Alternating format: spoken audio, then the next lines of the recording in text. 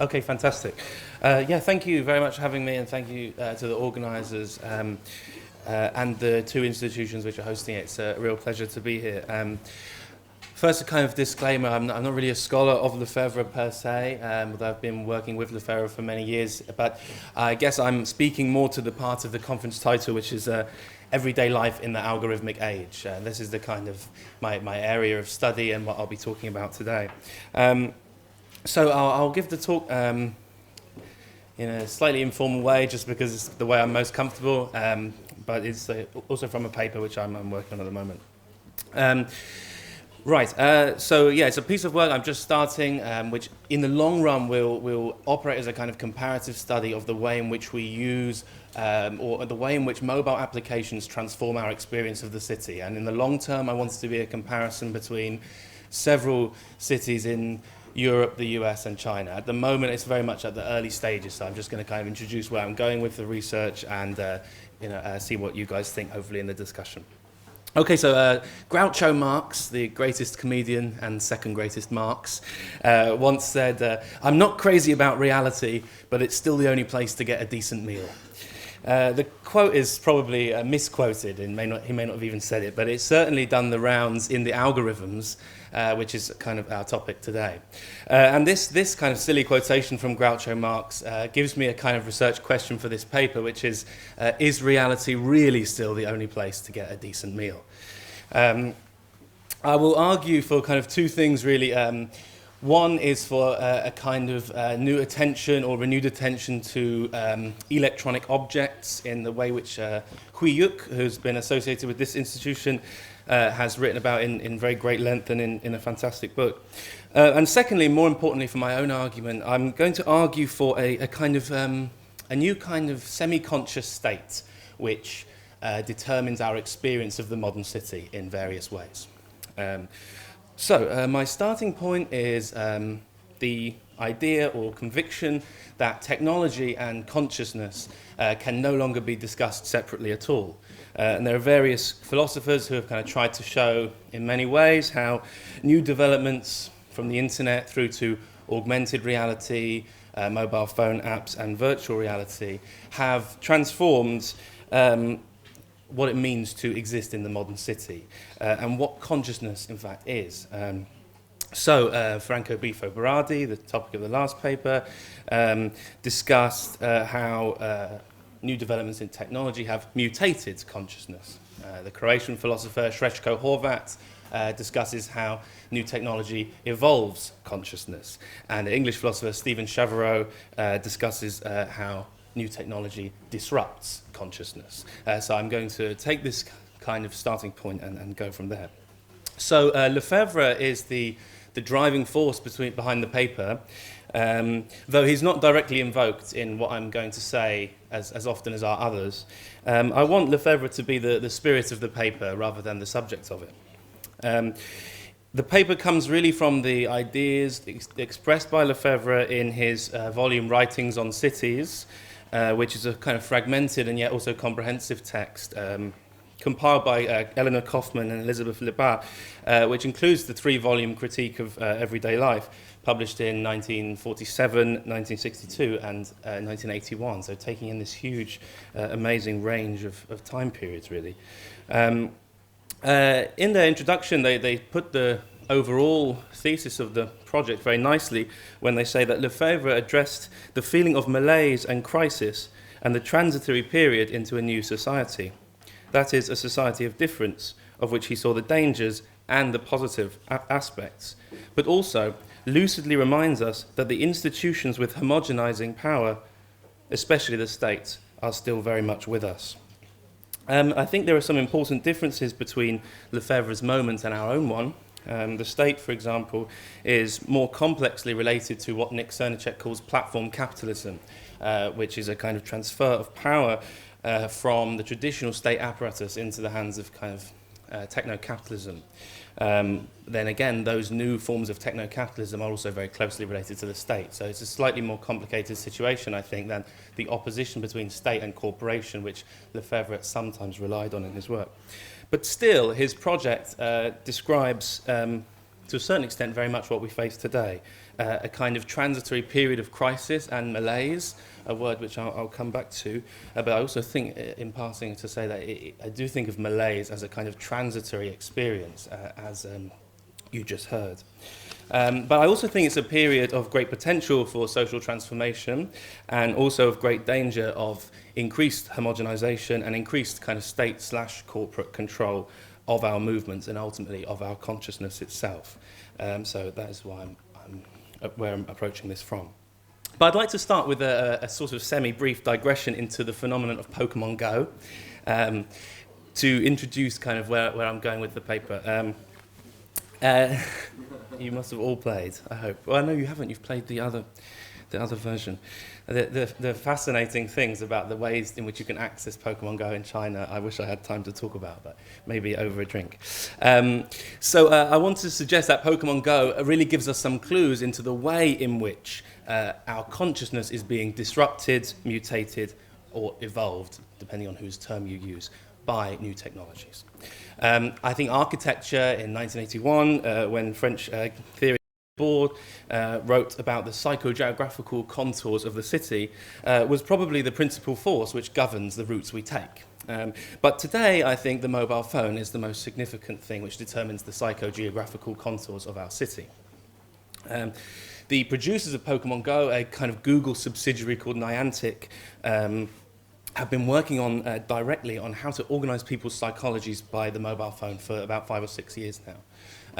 So it's a very scary company whose kind of research is based in how to manipulate people's movements and how to use the mobile phone as a kind of controlling force to move people around in various patterns which benefit their interests. And their previous game is called Ingress, and a lot of what was achieved in Pokemon Go is anticipated in a former game called Ingress. Which operates, it's what's called augmented reality. So it operates by sending the user around the city in various directions using the GPS. And it relates to other things, such as new mapping technologies visible in both Google and Baidu maps. But the most significant point for my argument is that these are not just about surveillance in the traditional sense. There's plenty of people who are working on the way in which these applications record our movements and monitor the population. And that is been covered by many, many people. What I want to investigate is something rather different. It's the way in which these kinds of new technology actually change the patterns which we use to navigate ourselves around our city. So it's not about them checking where you're going and knowing where you are. It's about the new kinds of application which start to influence the paths you take. Something like Google Now is an amazing example of this technology where if you use Google Now, it will actually use your history to tell you what you want before you've decided that you want it. So, you leave work at a certain time and it will tell you this is where you want to go for dinner and this is how to get there. So these are new applications which are, let's say for now, anticipating the desire of the user, ultimately with the aim of potentially transforming the user's very desires. Good. So in this way, I think, I was recently talking at a conference which was discussing Guy Debord and the dérive in relation to mobile phones. Now, this is a very similar topic to this one. But I realized that many people had conceived of the dérive of Debord as a freedom from or escape from the regulation of space and our patterns and paths which are taking place by the mobile phone. Now, I think rather the opposite is true. The modern dérive, to borrow the term from Debord, would be more like using your mobile phone, going exactly where it wants you to go, in search of your Pikachu, or, if you're taking a taxi, following exactly the map planned out by Uber, or if you're taking a walk, taking exactly the route suggested by Baidu or Google, and actually actively reflecting on what those patterns are and what they mean. So it's nothing to do with escaping regulation. It's rather a case of acknowledging the psychogeographical contours of the city and reflecting actively on them. So, Debord says that dérive has nothing to do with chance, for example. It's not about going accidentally in one direction or another. It is about going exactly where the city is encouraging you to go and then being able to reflect on why. Good.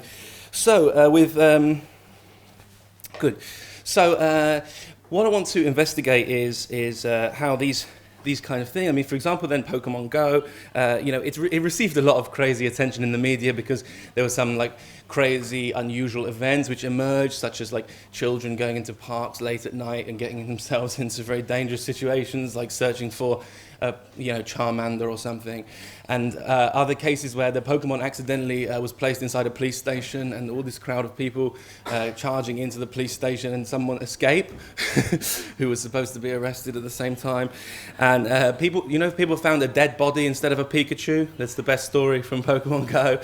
They're looking for the Pikachu, they find a corpse. But these occasional bizarre stories are not what should worry us about these new technologies. And it is the everyday user's experience of them and the psychological effects of these new technology on the average user. Right, so I'll now approach another way of coming at the question, and hopefully by the end it will make all sense. One of the major appeals of games like Pokemon Go, and indeed all mobile games, I'm now researching the most popular mobile games in China, I think the same thing is true, is their kind of repetitious patterns and the way they distract us slightly from what's going on around. And I think this can be understood via an old philosophical idea, which is the idea of dromina. Dromina literally means things which are left running, like all your mobile phone apps all the time, especially WeChat. But it also should be taken with its kind of onomatopoeic explanation. A dromina is like, it's like a sort of pattern of something like that. And it's a kind of droning. This is a very key appeal of games like Pokemon Go. I think it relates closely to malaise and closely to boredom and closely to psychogeographical contours. The appeal of the game is that it puts you into a kind of semi-aware state, right, where you have a purpose which is given to you very directly by the program itself. Right, and you're consciously following those patterns which are given to you by the program, but you're not fully interrogating why and how you're moving in the routes that you're moving. One of the interesting philosophical discussions of dromina is that, the classic idea is that the dromina will encourage you to internalize ideology. For instance, if you play the video game Cookie Clicker, you're clicking to make money every time you click, it will eventually make you a better capitalist by clicking faster on your Excel spreadsheet at work. Likewise, if you play Call of Duty, you're shooting bullets in the service of American foreign policy. Over time, the idea becomes ingrained on a kind of more unconscious level, and you will become a more imperialist subject. Robert Fowler, a fantastic philosopher, reverses this idea and says that the appeal of dromina, i.e. video games, is in fact because it allows you to have as little to do with the thing that you're doing as possible. Slavoj Žižek has also written similarly, following Fowler's idea. The beauty of it is that in my psychological interior, I can think about whatever I want. So in a certain way, playing Pokemon Go kind of liberates you because it allows your mind to, this is so the argument would go, it allows your mind to kind of wander freely in the very act of playing these kind of repetitious patterns. So you eliminate boredom or the malaise of contemporary society precisely by using a kind of new technology which tricks your brain on one level so that it's free to go somewhere else on the other. I think the problem here is that it gets the games off the hook for what they're actually doing. I still think the first point is true. If you follow the logic of the game without consciously interrogating it, i.e. if you do a walk without doing a derive, it will eventually have ideological effect on you. So I think what we're dealing with here is programs which make you feel free to think about whatever you want, whilst kind of encouraging you to internalize their own logic on the other hand. So, when you are free to think about whatever you want, what you happen to think about is no coincidence. It's completely planned. As De Boer would say, this has nothing to do with chance. Good. I'll continue on to the next part. I think what this shows is, one thing is that this shows the possibility for the electronic object to replace the real one. Something I want to talk about. The objectivity possessed by a Pokemon it is genuinely comparable in a certain sense to the objectivity of any other physical object which we might go in pursuit of. Whilst a Pokemon may not have the physicality of a lover who can be accessed on Tinder or a burger that can be located via OpenRice, the burger and the lover certainly do have the electronic objectivity of the Pokemon. So if you can see that these patterns are correct when it comes to something like Pokemon, we have to apply them outwards to say that they're also true of friendships, love, food, and so on. Okay, so I want to come back to the question of platform capitalism in that context. For example, something like love is something which is very much controlled by a platform capitalist ideology in today's mobile world. One company, IAC, owns pretty much all the dating sites you can think of, from Tinder to Match.com, OkCupid, and they acquire more and more. They have 100 other companies. So that we can see that structurally there's a similar backing system supporting all these technologies of love. Grindr, very sadly, was bought by Beijing Kunlun Tech just 1 year ago. It was the last subversive dating site or dating app.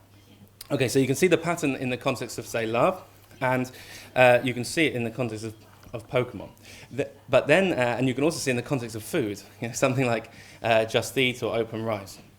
And then it's fascinating to learn that these programs, in fact, share a API, application programming interface, not only with the others in the same group, but with the ones in the other group. So that the API for Pokemon Go has internal similarities with API for Grindr or Tinder. So it means that, and on the surface, if you look at it's a very obvious example, if you look at the way it's mapped, if you look at Google Maps or Baidu Maps, you will see a kind of very similar structure to if you look at, say, Tinder or Pokemon Go. It's all based on the same thing. So on the user-facing side, there's a kind of similarity between all these things. And on the back system side, there's also a similarity between these things. So the platform capitalism is producing a smaller and smaller group of shareholders who control an increasingly varied amount of our mobile applications, which apparently are quite different to each other, right? So, that's why I think there is a very concrete similarity in this day and age between, say, a lover, a Pikachu, and a bowl of noodles. So I want to go from here to turn to the question of SuperApps, which is in the title, and to something of a comparison between different cities, and then back to Lefebvre. So SuperApp is WeChat, basically. It's the first successful example of a proper SuperApp. It means an application where all these things are rolled into one. So it is the embodiment of platform capitalism in a certain way, because with WeChat you pay your bills via the same service that you make a date, or so message your friends, or everything else all rolled into one. Facebook is trying to achieve the same thing for the US. They are adding new features every time to ensure that you remain within the one space for as long as possible. So I'm looking at these things not as like the root of all evil, although they are that, but I'm looking at these things as embodiments of a wider structure of platform capitalism. So I'm not just like saying WeChat and Facebook is bad, we shouldn't be using them, but that the patterns that we're seeing through these kinds of huge corporate applications are reflective of a wider pattern in the trajectory of capitalist organization of social life. Long gone are the days, for example, to come to a comparison with China, long gone are the days when, China's internet was kind of considered to be copycat. If you look at like Tencent's older product QQ, it looks like a kind of copy of MSN Messenger, which is already outdated in the West. And this is completely turned around now, where it's WeChat which is kind of trailblazing these technological advances, and the other Western companies are the ones doing the copycat. Interesting switch that's happened in the trajectory of app development from China and the rest of the world. So one problem, of course, is the well-publicized one I mentioned before, to do with surveillance. WeChat has 1.1 billion users. More than half of those people use it more than 10 times a day. 20% don't close the application, so it'll just be running non-stop. And of course that produces some interesting and very concerning possibilities regarding surveillance. The WeChat heat map feature is an unbelievable example of that. I don't know how many of you actually use that, but if you want to see if a shopping mall is empty, you can check the heat map feature and say, okay, I'm going to go to this other shopping mall because there's slightly less people in that area at the moment. So it's of course packaged as user convenience, but the real reason is that any potential protests or riots could be anticipated in advance, and alternative routes could smooth out any blockages. So this is where I think it starts to get quite interesting between Europe and China. The problem is, of course, that all that crowd data, yes, it's available to the authorities so that it can be used to prevent any kind of use of the public space which is unofficial. So it doesn't matter what you want to do, the technology is there which will, if you try to occupy or use the public space in a way which is subversive or non-conformist, it will be predicted and seen in advance by the application, and therefore the state could iron out the potential problem, thus removing your potential to actually use the physical space as a site of protest. I think that's a very important point. One interesting thing is that in the US and Europe, people think that this is very typical of China. They think that when WeChat stories hit the news in the US and Europe, the tone of the journalist and the reaction of the reader is that this is typical of the kind of Chinese attitude towards surveillance and control. Now that is important because exactly the same things can be seen in app development patterns in the US and in Europe, but they are deliberately obscured so that, in fact, I'm convinced that those applications like Facebook post the article about WeChat to the top of the Facebook newsfeed so that it distracts from the fact that Facebook are doing exactly what the article is accusing WeChat of. For instance, a perfect example of that is, I'm sure you all know about the potential sort of social credit system which is planned for implementation in Beijing. Every article in the US media about that was expressing huge kinds of shock about it. Likewise, when WhatsApp announced in Hong Kong that it would no longer pass data to the police, the British media said it was shocking that they had already done that in the first place, and the Hong Kong media said that it was shocking that they were going to stop. So you can see that the difference of attitude between the two places. However, contrary to this assumption about China by the West, electronic structures of mapping and controlling the movements of people and their users operate in a very strikingly similar framework in major Western cities such as New York and London. London is a great example. Transport for London, the major, well, it's the MTR of London, it's the major organiser of London transport, both buses and trains, discussed at a recent talk gamifying commuting, discussing the possibility that if a tube station is becoming clogged up due to other delays, TfL can provide in-game rewards for people willing to use alternative routes. Whilst they framed it as traffic jam prevention and nothing more than that, so that it doesn't seem like evidence that we've arrived in some kind of dystopian future in which all of our movements are controlled by our mobile phone, it actually shows the same kind of potential as is shown by the WeChat heat map feature, and also by the social credit system. It is just another version of the same project by a connection between platform capitalist corporations and the state apparatus designed to ensure that mobile phone will be a kind of anti-subversive tool to organise people's movements in the city. Is exactly the same as the very product with the social credit system in Beijing, which they reacted so vehemently critical of. New York already has something called Avoid Humans. It is exactly the same feature, and the New York Times was absolutely outraged at the idea that Beijing may implement this system, but they actually have the same app already in use in New York. It's just that the app is a private corporation rather than state-run. However, the app passes the data anyway to Washington State, so the difference is complicated. Okay, so, good. So, on a more subtle level then, I think what people are scared of here is a new feature of kind of predicting where you're going to go, and to move back to this topic.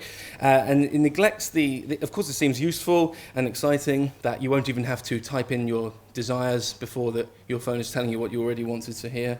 But the problem here, and this is where I need to become more theoretical, is that this is a kind of some of these desires may not have ever emerged in the first place. Okay. So, such technologies aim to increase the degree to which the decisions taken by the city's inhabitants are directed through mobile phones. Okay, so if there is any truth in, say, Franco Bifo Berardi's idea that technology is mutating human consciousness, this is something openly recognised by CEOs and app developers.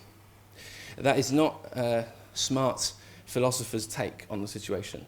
It's something that the people producing such new technologies and application are fully aware of and are directing and controlling in their own interests. So predictive applications are the #1 source of funding in mobile phones today. And predictive applications, for me, indicate exactly this. An application which not only checks what you're doing and where you're going, but which changes your desires, where you want to go and what you want to do. So there are some massively famous predictive applications like Siri, like Spotify. You know, it's a simple example, but it does illustrate the same thing, that, of course, if you're a user of Spotify, you're going to start listening to some of the music which is suggested by Spotify, but you wouldn't have listened to that music if it wasn't suggested by Spotify. So it has the power to kind of set a desire on its course. I'll come back to that in a second.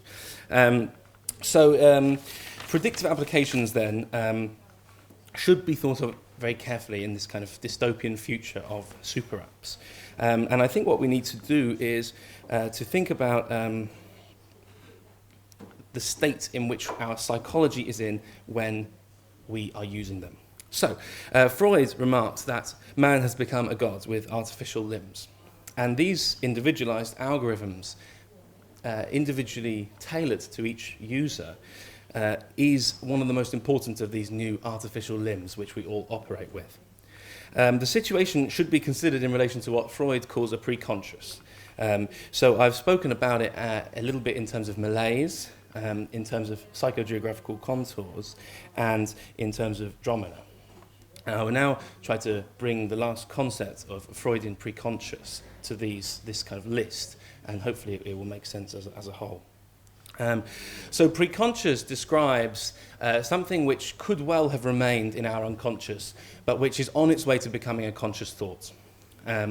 I should say here that I'm not using anything like a traditional idea of what the unconscious is, but more like a kind of post-Lacanian idea of unconsciousness as, well, perhaps the best quotation is that of Jean-Luc Nancy, a non-psychoanalyst, who writes that the unconscious is the total sum of everything that could be thought and said in a time and place.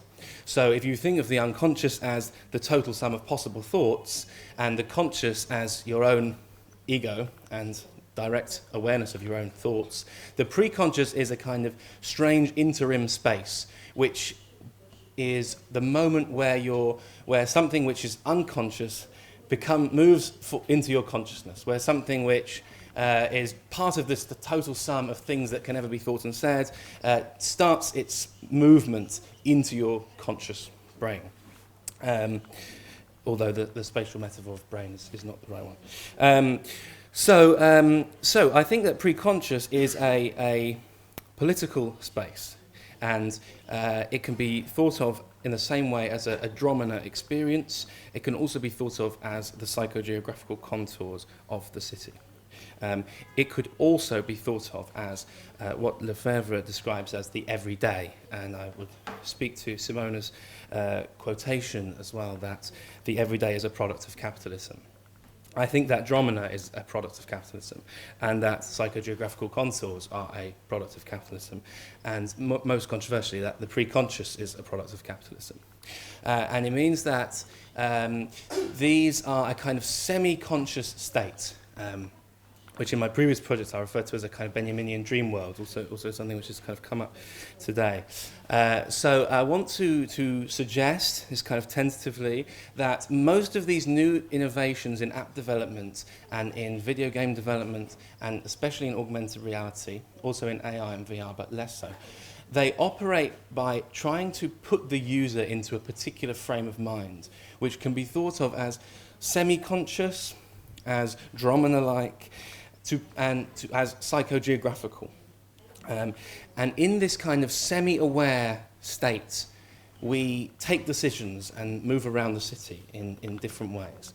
And it's a completely political space, which is controlled by increasingly small group of power holders who produce all these products and increasingly buy out more and more. So, whilst speculative scientists and sci-fi enthusiasts tirelessly consider whether consciousness could ever be uploaded, the scariest thought may be that from a certain point, from a certain perspective, our consciousness is already uploaded and outsourced via our mobile phones, which are devices with a particular bias in favour of corporate expenditure and state control, among other things.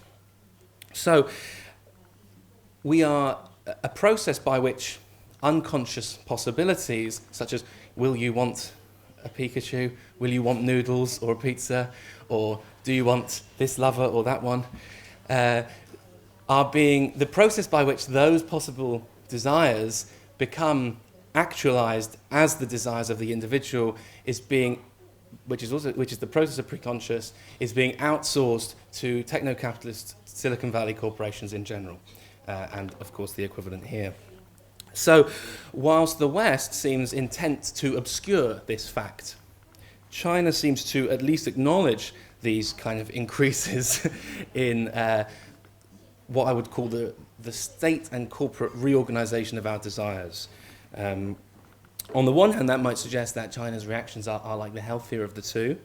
On the other hand, there's a kind of acceptance of the inevitability of it, which may not yet have kind of struck the West. I think that to solve the situation, we need two things. And the first, this will just be my final 2 minutes. The first is transparency. And again, this goes back to Lefebvre and to Debord and to what the derive is about. The derive is about, for example, via Debord, the derive is about moving around the city in the way in which the city wants you to move around it, and then making transparent those reasons and politics which made you use your city in the way that the city made you use it. So that is the kind of transparency I think that we need when it comes to new mobile technologies. We need to use them we need to not resist them in a kind of technophilia and nostalgia for the possibility of life before or without these things. It's far too late for that anyway, without going into the problems of those kinds of nostalgia. But to use them and to make transparent the politics behind the patterns which they encourage us to live in. That is, I think, the first step to doing something about the situation. Second thing I think we need is internationalism, and that's why I wanted to start this project, which is kind of comparative, and why it's great to be here with such a group of international scholars, and also crossing probably the most significant international divide on this topic, which is that between China and the US. Because it's these kinds of comparison and conversation between different users of new technology which actually make visible how they are working on us psychologically. Without the point of comparison, it does seem inevitable the way that it is existing. There is nothing inevitable about technological progress at all. It is the direction of technological travel is determined by the politics and funding of the people who are creating it. So I think by having the international comparative view, along with the transparency that we need to demand, and it's quite difficult to get, those are the first two things which we need for a kind of program of resistance. Secondly, then, finally, I would again reiterate that this cannot be a nostalgic project. I was very pleased with the opening conference remarks, which talked about, for example, how we don't need to. We need to combat the kind of nostalgic romanticism. I think my main other project is about love, about technology and love, and I feel very strongly about this, that there is no possibility of love outside technology, not that there ever was. But it's not about that. It's not about nostalgia or romanticization of a world without these things. It's about kind of recognizing that they are here, and that only by working within them and with them can we actually transform things for a kind of political, social improvement. And I think that those points, the transparency, the internationalism, and the rejection of nostalgia in modern life, are why the paper I've just given is very much in the spirit of Lefebvre, because those are the kind of, well, I think are the kind of key components of his thoughts. And hopefully, I've kind of, at least, although I haven't really discussed Lefebvre as a subject, I think that hopefully in the spirit of what I've tried to argue for, he's certainly been very influential in those kind of ways. Okay, thank you very much. I look forward to some questions.